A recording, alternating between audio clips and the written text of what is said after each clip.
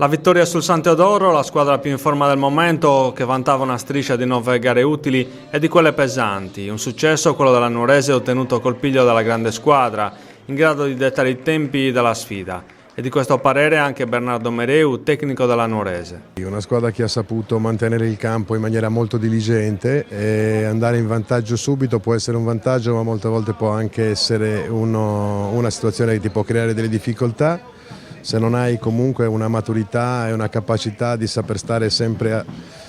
concentrato e tatticamente sempre molto attento. Direi che questo i ragazzi l'hanno fatto molto bene, abbiamo subito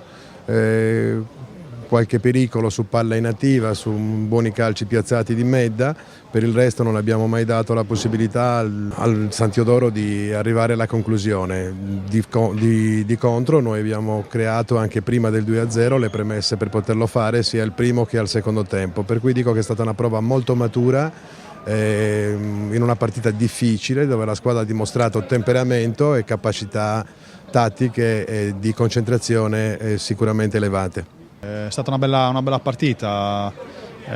forse il punteggio magari il risultato è un po' pesante, però non era facile, sapevamo che la Nuorese è prima in classifica, non sicuramente per niente, quindi anche oggi ha dimostrato il suo valore, però penso che il San Teodoro non abbia demeritato, abbiamo fatto un'ottima partita, avevamo degli assenti importanti soprattutto in mezzo al campo e quindi non si è magari visto un buon spettacolo. Però sono contento dei ragazzi perché hanno lottato fino alla fine, è giusto così.